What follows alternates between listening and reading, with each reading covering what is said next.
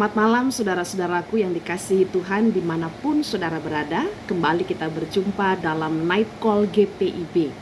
Saya Pendeta Claudia Takasili Hulu yang saat ini sedang bertugas di Jemaat Penabur Surakarta sebagai pendeta jemaat di pos pelayanan di Dukuh atau Dusun Dempoan, Kecamatan Sambi di Kabupaten Boyolali, Jawa Tengah. Izinkan saya untuk menghantarkan kita semua dalam perenungan Night Call di malam hari ini.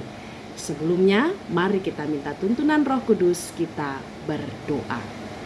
Ya Bapa, terima kasih rahmat-Mu kami terima dalam kehidupan kami di sepanjang hari ini. Kami akan membaca Alkitab dan merenungkan bersama kebenaran firman-Mu. Urapi kami semua dengan hikmat, dengan terang Roh-Mu yang kudus, sehingga yang kami baca dan apa yang kami dengarkan bersama menolong kami untuk semakin setia kepada Tuhan. Amin. Yunus pasal 4 ayat yang pertama sampai dengan ayat yang ketiga menjadi dasar pemberitaan firman Tuhan kepada kita malam hari ini, yang demikian ditulis bunyinya. Tetapi hal itu sangat mengesalkan hati Yunus, lalu marahlah ia.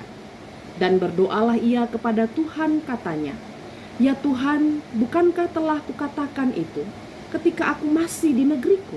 Itulah sebabnya maka aku dahulu melarikan diri ke Tarsis, sebab aku tahu bahwa Engkaulah Allah yang pengasih dan penyayang, yang panjang sabar dan berlimpah kasih setia, serta yang menyesar kala malapetaka yang hendak didatangkannya. Jadi sekarang ya Tuhan, cabutlah kiranya nyawaku, karena lebih baik aku mati daripada hidup." Demikian pembacaan Alkitab. Saudara-saudaraku yang kekasih, beberapa waktu lalu GPIB merayakan hari lahir pelayanan kategorial Persekutuan Kaum Perempuan, tepatnya di tanggal 18 Februari 2023 di usia 58 tahun. Sebagaimana jemaat GPIB dimanapun berada, kami yang berada di pos pelayanan Sambi juga merayakan hari ulang tahun PKP.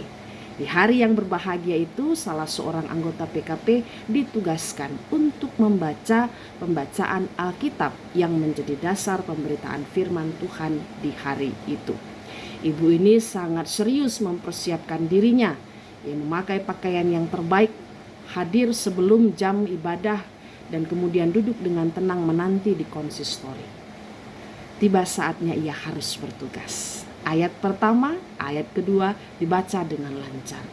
Tiba di bagian ayat ketiga, ibu ini mulai gugup. Kemungkinan karena kalimat atau kata-kata yang dempet, lalu ayat ketiga ini tulisannya sangat padat, sehingga ibu ini mulai kesulitan, kehilangan ujung dan kehilangan akhir dari setiap kalimat. Mulailah terdengar riuh rendah suara jemaat mengkoreksi si ibu ini saat membaca Alkitab. Hasilnya, si ibu semakin gugup, bacaannya semakin tidak jelas, lalu kehikmatan, keheningan, ketenangan ibadah seketika hilang. Ibu bapak, saudara-saudaraku yang dikasihi Tuhan, seringkali kita juga mengkoreksi cara Tuhan bekerja. Cepat sekali kita mengkoreksi cara Tuhan bekerja, kita mengkoreksi rencana kehendak Tuhan, kita mengoreksi firman Tuhan. Bagaimana itu?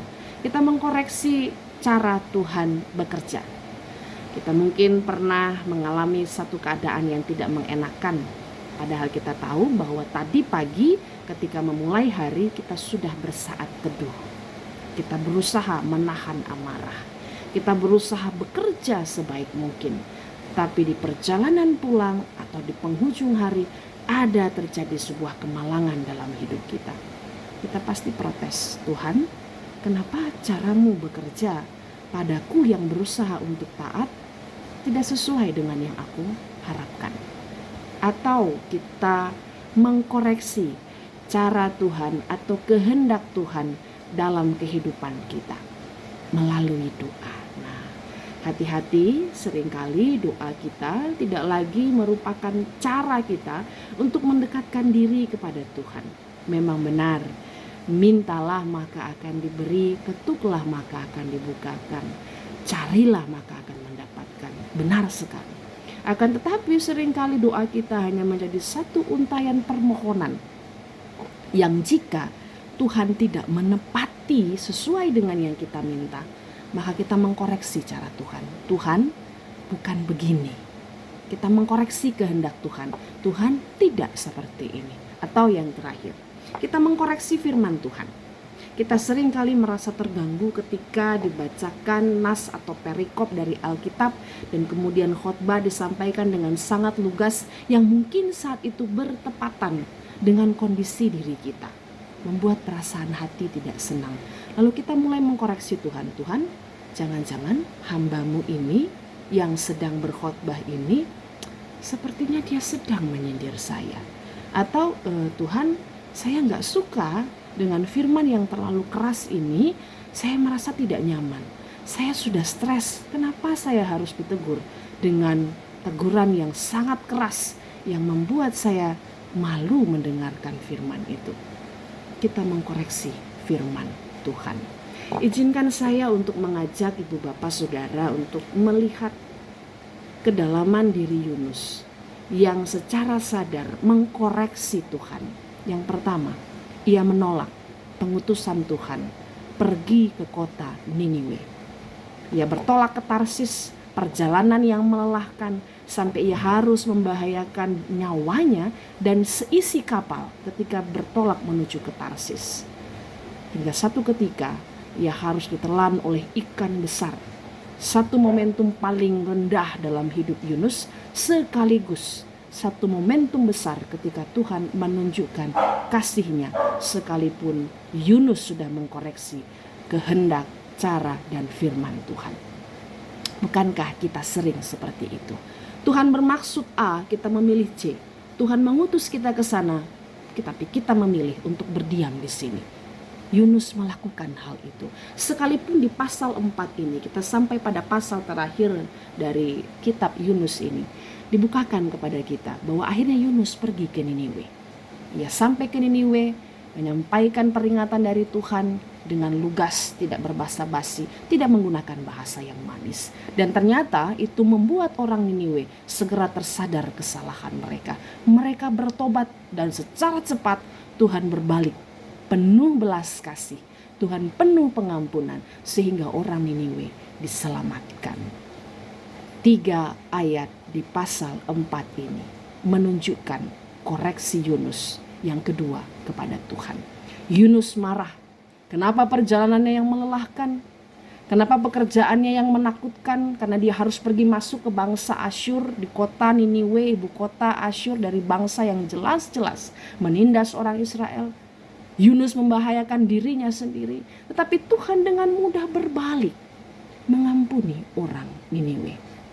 Sampai Yunus berani berkata, jadi sekarang ya Tuhan, cabutlah kiranya nyawaku, karena lebih baik aku mati daripada hidup. Koreksi-koreksi seperti itu pasti pernah terlintas, bahkan terucapkan dari kita, yang terkadang membuat diri kita yang saat itu sudah berbeban berat semakin merasa berat. Tetapi luar biasanya ibu bapak saudara-saudara, justru melalui koreksi demi koreksi yang Yunus lakukan, Yunus sedang memproklamirkan bahwa benar Tuhan Allah kita, Tuhan kita mengampuni, mengasihi, memelihara hidup semua orang yang bertobat berbalik kepada Dia. Maka menjadi satu penegasan kepada saudara dan saya, kita harus segera mengubah, menghentikan kebiasaan kita untuk mengkoreksi cara kerja Tuhan, mengkoreksi kehendak rencana Tuhan, mengkoreksi firman Tuhan yang disampaikan kepada kita. Izinkan diri kita untuk mendapatkan kelegaan ketika kita menerima cara, kehendak, dan firman Tuhan secara utuh dan terbuka dalam diri kita. Sehingga kita tidak harus melelahkan diri kita sendiri untuk terus-menerus berada pada gerutu, pada kesal dan marah kepada Tuhan. Bukankah lebih indah dan lebih mudah mengikuti cara Tuhan? Bukankah lebih indah menjalani hari dengan melihat sisi positifnya ketimbang kita menghitung berapa banyak kesialan yang terjadi dalam hidup kita? Bukankah lebih indah ketika membuka mata esok hari kita tahu bahwa Tuhan masih mengizinkan kita untuk bisa memperbaiki diri, untuk bisa menerima berkat-berkat di hari yang baru. Maka mari ibu bapak saudara, kita hidup bersikap selayaknya orang yang dikasihi Tuhan, yang diampuni dosa-dosa, yang menerima anugerah berkat Tuhan, ketimbang menjadi seorang penggerutu, seorang pengkoreksi, sehingga kita mempermalukan Tuhan di hadapan sesama. Tuhan memberkati. Mari kita berdoa. Tuhan Yesus, terima kasih. Kami diingatkan melalui firman ini untuk hidup dengan lega, menerima cara kehendak firman-Mu seutuhnya untuk bekerja dalam diri kami. Ampuni jika dalam banyak hal kami masih mengandalkan cara, pikiran, kemauan kami sendiri.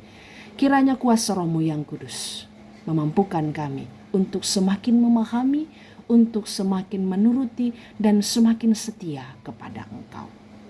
Sebelum kami tidur, beristirahat, bahkan mungkin kami yang masih bekerja, kami membawa dalam doa saudara-saudara kami yang bergumul, mereka yang sedang sakit, mereka yang menjadi korban bencana alam, mereka yang menjadi korban peperangan, mereka yang berada dalam kebingungan permasalahan ekonomi sosial, mereka yang sedang dalam persimpangan iman. Kami menyerahkan mereka ke dalam tangan pengasihan-Mu Tuhan, dan kami mengimani Tuhan sedang mengerjakan kebenaran dan kebaikan dalam kehidupan mereka. Kami akan menyelesaikan hari ini dalam ungkapan syukur Tuhan, sehingga besok kami dilayakkan untuk menerima anugerah berkat Tuhan di hari yang baru. Di dalam nama Bapa dan Putra dan Roh Kudus kami bersyukur dan menyerahkan kehidupan kami.